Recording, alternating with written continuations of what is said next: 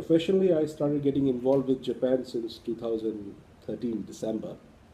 And it's been about 4 years that I've been visiting Japan regularly.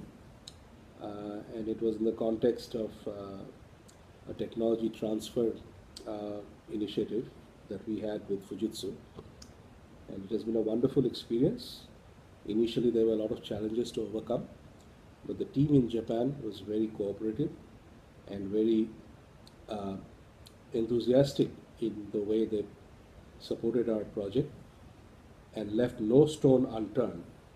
And today, I'm happy to say that within 24 months of initiating the activity, we are qualified and we have achieved our milestones, and we are now producing our desired products out of the Japanese factory. So overall, very positive experience. So, what is your take on Japan changing in terms of immigration, education, politically? I can only answer this question based on my perspective. The Japanese team that I have been working with has been communicating with us in the US. We have 3 to 4 video conferences every week, and we communicate regularly. There were actually reluctances in communicating more from the US side initially than there was from the Japanese side. So the Japanese were very open, uh, and I think the approach in case of the US was some of the team members in Japan had to prove that they can accomplish certain tasks before the US could take them into confidence.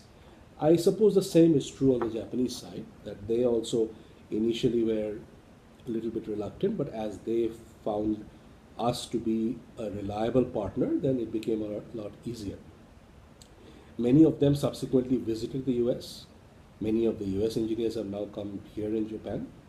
So overall, the exchange of information has been free flow, and I think my key role was to play as the glue to make both teams operate as one team.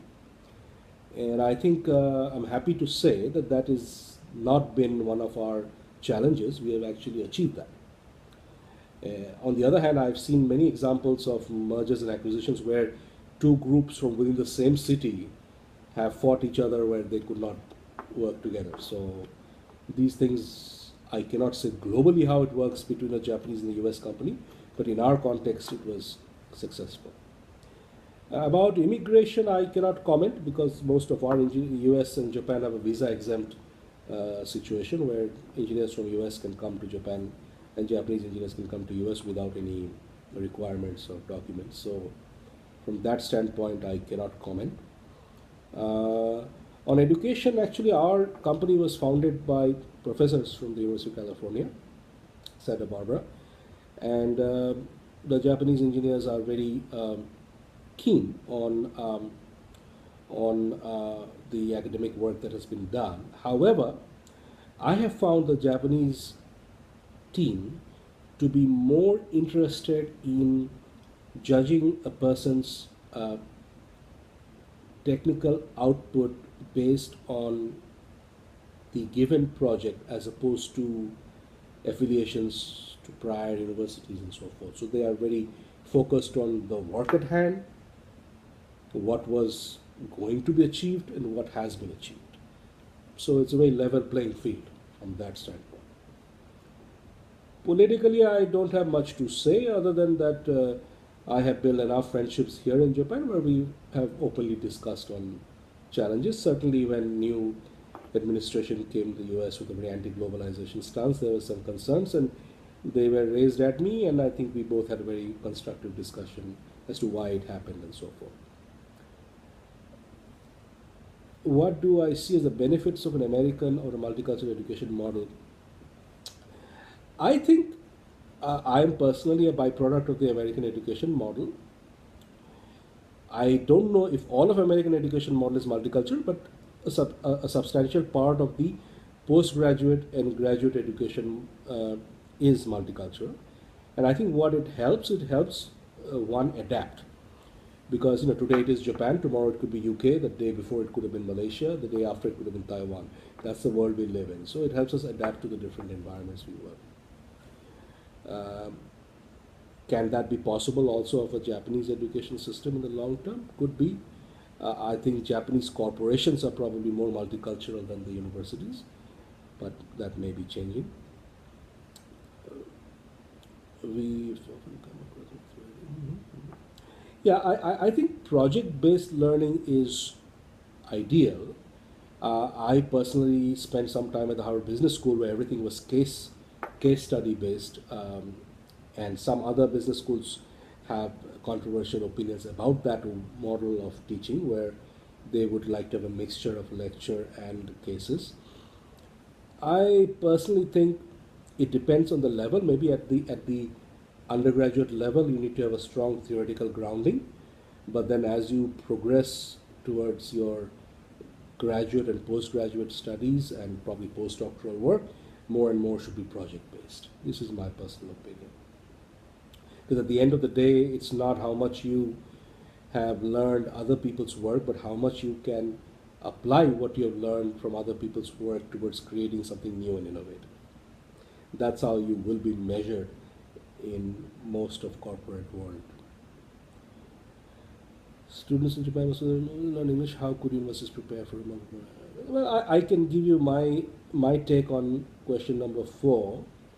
Fujitsu actually converted their business entity we were dealing with from being a captive manufacturing house to becoming a, a separate business entity whereby they would have to solicit new customers, many of them from the English-speaking world.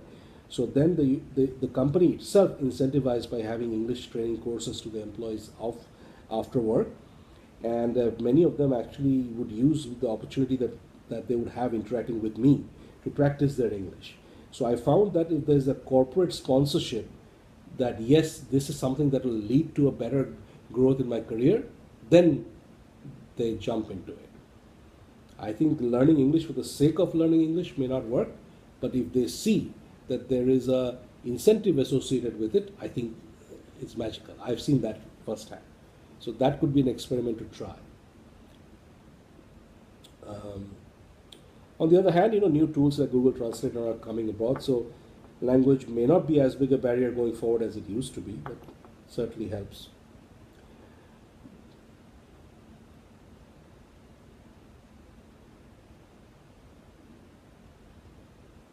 I think the key is attracting global students to come to the Japanese universities to get the rankings up. Because I believe Hong Kong and Singapore, being melting pot countries, probably have an easier time attracting international students. I do not see why Japan should not or will not have same success if the effort is made. But there has to be adjustment made on both sides. For example, your curriculum has to be taught in English for students to even make an attempt to come here. Quite well, is very insular in nature and not willing to engage. What do you think in doing with these students? Yeah. I think by forcing people to do something in an artificial way will not work. I think you have to somehow make it part of the curriculum to be incentive, to be team players and not insular.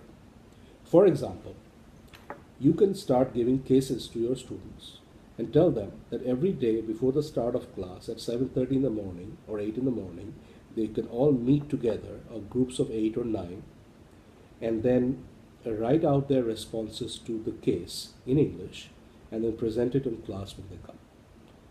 That would then force them to interact without any supervision from outside, so they're not under pressure, but on their own, they are being told to write down their responses to a case, and then if they are called upon to present it, then they'll be prepared. This is exactly how Harvard Business School would do their case preparation work every morning. We would sit around a round table in sections of, if there were 70 students, it was broken down into sections of 7 each, of 10 such sections, and each section would prepare the case that was given out for the night before, and they would have a 1-hour preparation session where they would conclude on what their recommendations are for the case, and present the whole output as a group. You can try that approach, see if it works for your students. And you can certainly add some incentive scores and so forth for their grades. I'm from Silicon Valley. How do you think we can engage our I think getting a home base at a center within a university would be a good idea. That way, the students would not feel lost.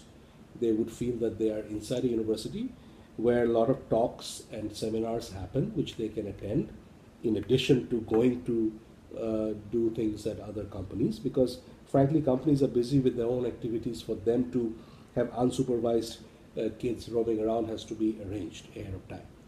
On the other hand, if they are on a short 3-week or a 4-week immersion trip, being inside a university and an associate center where daily there are lectures and talks and activities might be a better approach.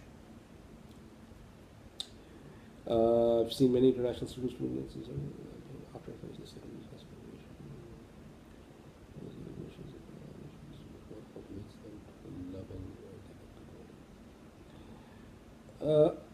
I think, frankly speaking, these students have realized that to adapt to the home country where they are going to study, they need it. So I think it's a pure matter of incentive and requirement. So in Fujitsu, if there was English skills needed for promotion, then the employee would automatically do it. Similarly, if in your class you say that you have to come prepared about a case and you have to give me the answer in English for 10 minutes as a group, then they'll do it, I think. On the other hand, if you just leave it up to them and say you learn English because it's a good idea, I don't think it's going to work. Yeah. Why? I mean, they're in a fairly good environment. They're not really thinking of going anywhere. But right here, if they get a better grade in their class or they get a better paycheck, then go for it. It's my opinion. Having seen how the English has improved of my Fujitsu counterparts, this is what I've observed. There are many initiatives. I think the way robotics was used to do the cleanup in the post Fukushima incident could be videotaped into a tutorial and can be showcased to the whole world. That in case of, like for example, we are now having forest fires in the US, where it's very difficult terrain in high mountains where firefighters are fighting under very difficult circumstances. If on the other hand, we had thermal imaging sensors there placed, and if we could have robots that could go and automatically squirt some repellents and coolants, and you can show them how they did that at Fukushima, that would be good. To show how robot was used to clean up the radiation damage. It could be something for the world can learn from here. As a revitalization of the Fukushima prefecture, I'd say getting students from abroad to come and study University of Aizu is a good way, because they will probably contribute some way or the other to the local economy long term. In your imagination, how would you like to see an ideal Japanese university student 20 years from now? I think in 20 years from now, I see a world where we'll have wearable miniature devices that are automatically translating what we are saying and what somebody else is answering, so the language as a barrier is gone. It's a more level playing field. I think that helps Japan, because Japan is progressing in spite of its language barrier. Imagine if the language barrier is gone. The Japanese innovation and Japanese perseverance and Japanese manufacturing is going to be that much more easily comprehensible to everybody else, and everybody else's ideas are that much more comprehensible to Japan. I was today at a bookshop in Tokyo yesterday, and I was amazed to see the number of books on corporate law and arbitration and swaps and derivatives and all that. So obviously the Japanese are hungry to learn all these things and apply them in their day-to-day life. I noticed that they were very busy buying books that directly helped their career. This is not an environment which is built on